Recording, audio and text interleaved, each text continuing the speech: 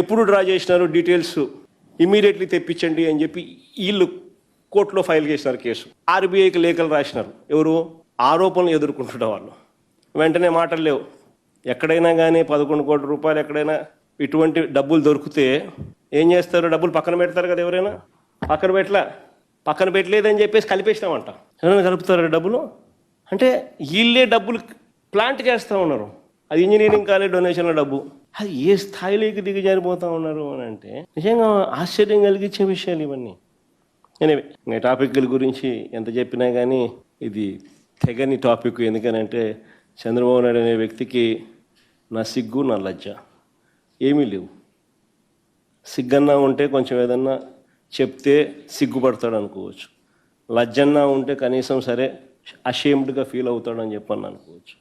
అషేమ్డ్గా feel అయ్యేది లేదు, సిగ్గు అంతకన్నా లేదు.